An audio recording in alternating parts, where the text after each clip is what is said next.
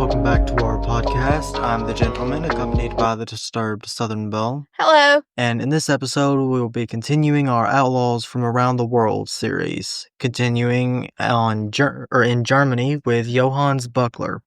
So, Buckler was a notorious German outlaw that went on to plan and orchestrate one of the most famous crime sprees to take place in German history. Well, that's something. Yeah. He had several nicknames, including Schinderhans, John the Scorcher, John the Flayer, and the Robber of Rhine. Well, the Scorcher, the Flayer, that didn't sound good. No, that sounds fairly ominous. So, born to Johann and Anne Marie Buckler in 1778, as a young boy, he started an apprenticeship with a local tanner, who was someone that would treat animal hides in order for the skin to turn into leather. Right. However, a working man's life was not for Buckler, as he soon turned to petty theft. At 16 years old, he was arrested for theft of animal skins, but was able to avoid being sent to jail. He quickly escalated to break-ins of local homes and businesses, and even armed robbery. Well. The legend of his exploits began to ignite, particularly after his escape from a prison tower in Simmern. So, yeah, pretty eventful. Yeah, he had an eventful life at the very least. Goodness gracious. And only 16 years old. Mm-hmm. So, he had been arrested for stealing at least 40 head of cattle, and as a result, he had been sent to the tower, right, which was believed by most to be inescapable. He managed to talk a sympathetic guard into giving him a kitchen knife, which he then used to cut a small hole which allowed him to escape. And word of his escape then spread quickly, which excited the public and only added to his notoriety, which, to be fair, yeah. Right, because he's escaping something that's, basically unescapable, and then plus, the stuff he's doing, and people were kind of against everything, so yeah, I could definitely see him getting popular. It makes a lot of sense. Definitely does. So, after his escape, he continued on with his normal way of life, so to speak, which means he quickly returned to a life of crime, naturally. Right, of course. So, when things eventually got too dangerous for him, and he felt that his arrest was imminent, he fled across the Rhine and enlisted in the Australian Army. Austrian Army? Austrian Army. Right. Yeah. Anyways, he managed to hide his identity by assuming the name of Jacob Schweikart, or Schweikart, whatever. It didn't take long for his luck to run out, as he was identified by a former associate and was turned into the French authorities. He was then sent to be imprisoned in a tower again. So, after he got sent back to the tower, the government basically, threatened to charge his mistress with being his accomplice. And so he agreed to testify against his former gang members. This led to 19 members of the gang being sentenced to death. Oh. So, despite his testimony, he was also sentenced to death. On November 21st of 1830, he was executed by way of guillotine. There were said to be more than 40,000 spectators at his execution. So, as for his accomplices, there was Black Peter. Peter Petrie, aka Black Peter, was a man described as being gentle as a lamb when he was sober. However, when he became intoxicated, he would be prone to fly into fits of anger and would lose control of himself. Petrie was already in a small gang before meeting up with Buckler. He, along with two accomplices, Polecat Jacobs and Reidenbach, were involved in numerous raids in Hunsrück. One day, while Petrie was returning home with Polecat and his wife from a christening, Petrie and Jacob's wife decided to get into some mischief, as one does. And while they're all walking along, this is so stupid. They began to lag behind Polecat more and more as the trio made their way along the path, until they were able to sneak away and hide in some tall grass beside the path. Dead grass. Oh, God. As they were having fun, a cattle dealer named Simon Seligman came upon them in their oh-so-well-hidden love den. I'm saying, yeah, really. I mean, there is some grass right beside the road. It's comical. It is. So, Simon wasted no time and took to tell Polecat of his discovery. And Polecat, after learning of his wife's betrayal, turned back to where Simon had said he had found the hidden lovers and then strangled his wife. As you do. Allowing Petrie to go unpunished. Well, of course, she was the guilty party, obviously. He had no part in it, right? So, Petrie was more than a little unhappy with Simon for telling Polecat about his secret tryst with his wife, and a while later, he happened upon Buckler at a local lodge. As Petrie was in the lodge drinking and enjoying the music, he spotted Simon passing by leading a cow. Petrie managed to get Buckler to follow him, and they fell upon the unsuspecting man, beating him and stabbing him repeatedly before looting him of any valuables. Oh, yeah, because he was definitely the wrong party here. Oh, absolutely. I mean, he's a tattletale. That was the worst He's thing. a snitch. Yeah, snitches get stitches. I guess he got more than stitches. Good grief. I mean, it's not funny. I don't even think stitches could have saved him. Right. I mean, it's not funny, but it is because, I mean, really, he didn't do anything that terrible. And, I mean, he held a grudge. He did right. But it was kind of stupid. It was. Them that close by and everything. And then plus him knowing he saw him and he knows he would be the one that told. Yeah, it's kind of dumb. Knowing the kind of people they are. But, yeah. Anyways, as for his imprisonment, Buckler was arrested sometime in February of 1799. At that time, he had committed more than 40 thefts of horse and cattle. So he had returned to Wallenbrook. The local authorities were able to sneak into his mistress's home while he was sleeping and capture him. He was then taken before the magistrate in Kern. He confessed to a few of his crimes. He, along with his companion, Johann Muller, while there, he was able to get help from a friend by the name of Philip Arnold, who worked in the guardroom. Using the aid of Arnold Buckler, he was able to escape from prison sometime in the late night of August 19th and early morning of August 20th, 1799. So normally prisoners were kept in a dungeon in the prison tower, which could only be reached by a hatch in which the prisoners were lowered or raised, or rations and water were sent up to the prisoners. All right, it was just like a hole in it, and they just pulled the people up and down into it, and it was completely sealed off. So, Buckler was not kept on this more secure floor for some reason, and instead was housed in a cell above the sealed area. Due to this, he was able to use the knife mentioned earlier that was provided by Arnold to hack through some of the door boards. He then secured the piece of the door back using chewed bread as glue. Well, that's actually smart, though. Yeah. I mean, nothing else. So, he then hid and waited for the perfect opportunity to leave the tower. After waiting around for a bit, he was then able to make his way into the kitchen, where he was able to break through a loosely barred window. So, once through the window, he then jumped down from the first floor into the moat that surrounded the prison. The jump caused him to either dislocate something in his leg or to break it. There are conflicting reports on the exact injury. However, he did hurt his leg in some way during the escape. Right.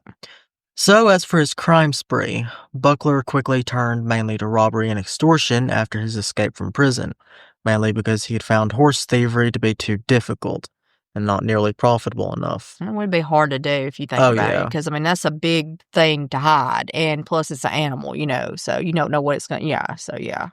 So the largest portion of his criminal activity was directed towards the Jewish community. During this time, the Jewish people were often terrorized by others, and very little was done to protect them by others or the authorities. Right. That's just how it was at that time, I mean. Oh, yeah, absolutely. There's a lot of different groups of people over time. I mean, that's just how it was. It's not right, but it's true. So now we're going to talk about some of the more notorious locations that his gang would stay and where some of his crimes took place. So, around 1800, Buckler set up his gang in a semi-ruined castle located in Schmidberg. The locals were well aware that there were a group of criminals living in their midst, however, no one ever reported anything to the authorities. Why would they, right? Probably scared. Probably. I mean, right. So, during this time in August, the men celebrated what was dubbed as Robber Ball, which was essentially a ball for the men to enjoy the company of local women in the village. Ah, yes. Mm-hmm. Due to the cockiness of this event, it led local authorities to start to take notice of the gang, which led them to move on to the Saar area. Around Easter of 1800, Buckler met and became interested in a woman named Yulchin. The pair soon married, and Yulchin then started taking part in the raids and robberies. On January 11th of 1800, Buckler committed another robbery in Ottosweiler, Otzweiler, after which he then fled to the east bank of the Rhine before dividing the loot between his men, then heading out to complete another robbery at Koppenstein Castle. Between 1800 and 1802, he and his group were involved in numerous robberies, several of which led to the deaths of victims. During this time, there was not a lot of cohesiveness within his group, and members would change daily, with few staying around for any real period of time. However, he was known to have some members that stayed around for several weeks. While I refer to his group as accomplices as a gang, they wouldn't technically be considered one in the legal sense. Right. Because this would require several people agreeing to commit crimes for a given amount of time. Right. And since they were swapping out members, it wasn't really a cohesive group. It was just him kind of joining different groups and then going and having people join him. It was just all over the place. So, as for his arrest, a group of troops were able to track down Buckler on May 31st of 1802, while the troops were headed to the location they believed Buckler to be. They happened upon an individual walking out of a nearby cornfield, and they noticed that the person was behaving strangely and decided to take him in, not yet realizing that it was Buckler. Calling himself Jacob Schweikard, he attempted secure release by claiming he wanted to report for military service. Oh yes, the old army. You can let me in the army. Yeah. So at this time, his identity was still not known, so he was kept under light surveillance. His plan did not work, and then after a while, he was transferred to another prison. While at the previous prison, a fellow inmate had betrayed him and revealed his identity. Upon arriving at the new prison, he was losing interest in leading a robber's life. Right. He then told authorities that he would tell of his crimes if he would not be sent back to France. Allowing several interrogations, he gave up information on several accomplices, including his wife, Yulchin. It is said that the investigation and interrogation lasted for approximately 16 months. Good grief. In which 565 questions were asked about his group and their activities. Well, that's actually a lot, especially if you're thinking about him telling like a big story after each question. That would take a while. Gosh. Oh, absolutely. So, yeah, that's a lot of questions. So, the court upheld his plea for mercy, and after his confessions, he had named well over 100 people as accomplices, 20 of which were later sentenced to death. And as for his trial, beginning on October 24th, 1803, the trial began, and as expected with his notoriety, a large crowd attended. The indictment, which was 72 pages long, took a day and a half to read to the court. Good grief. Yeah. They had a lot of charges against him and stuff. Golly. So at the end of the trial, there were 20 that were acquitted, 18 that were given either prison sentences, which were to be served wearing chains or they were exiled, and 20 that were sentenced to death. Right. The charges ranged from several offenses, including vagrancy, which would be someone that is homeless, right, attempted burglary and theft, food theft, fraud, cattle theft, burglary, extortion, handling stolen goods, and grievous bodily harm, which resulted in death, murder, and robbery. Uh-huh. So, a lot of charges. And some pretty serious ones at that. So, yeah. Yeah. So, as for his execution, he was sentenced to death for the legal provision that allowed for the death penalty for armed burglaries. This verdict was reached before the main trial, and the court members had already begun to invite friends and family to his inevitable execution. Oh my God. On November 20th of 1803, Buckler, along with 19 of his accomplices, were executed via guillotine. The condemned were driven to the location in 5 open wagons. Buckler was first to be led to the scaffold, and seconds later he would be dispatched. The entire execution of the 20 individuals was estimated to have taken just 24 minutes to complete. Well, if nothing else, I mean, as disgusting as it is, it was efficient. Oh, absolutely. I mean, just I mean, it was like not even roughly a minute per person. I mean, that's quick. Mm-hmm. So, the bodies were taken to a nearby barracks in order to be experimented on. As you do. The bodies were tested to see if decapitated bodies were still able to show sensations. This was done by the use of electricity being passed through the body and checking the results. Right. Due to this, the true location of Buckler's body is unknown. So they were trying to make a Frankenstein? No, I'm just kidding. I mean, it makes me think of that. It does when you think about somebody, not the decapitation per se, but I mean, kind of, because, the stitches and stuff, like you imagine a stitched on head and the body and all that, but that's crazy. But like I said, that's how they learned stuff. That's how they figured out what does what to us is by experimenting. It's disgusting to think about, but it's what happened. Yeah, human experimentation isn't great. It's disgusting, but it happened for a reason. Right. At the very least, most of it was taking place on like cadaver type situations. So, I mean, it wasn't like they were out, just killing people to do it. So, and a lot of people, even volunteered their bodies for it, which, fine, and people still do it today. Nothing wrong with it because they still use them in medical schools and all that, and those, what's it called? The body farm, like up in Tennessee, where they have those bodies they put out just in different places and different scenarios and outdoor situations to see how it decays and out so they can help determine, if they find bodies, how long they've been outside and stuff. So, I mean, it's disgusting, but it serves a really good purpose in the long run. So there, as of after his death, there is a skeleton bearing his nickname at the University of Heidelberg. However, it's most likely not his, as it's missing the fractures that are known to have been on his arm and leg.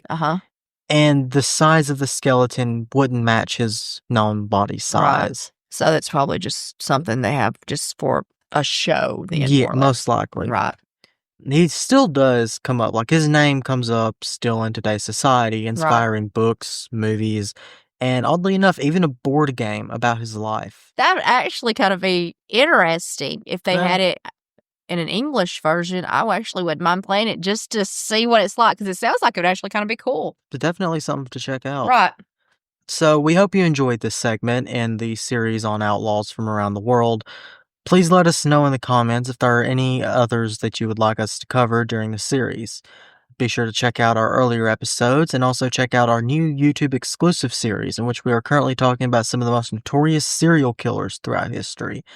Now I will turn it over to Belle so she can tell you about her next episode. We're still going to be continuing on with some more of the outlaws from around the world. So if you have any locations that you'd like us to look into or any that you'd like us to cover, just let us know in the comments. As he said before, don't forget to like, follow, and subscribe. And don't forget to stay disturbed.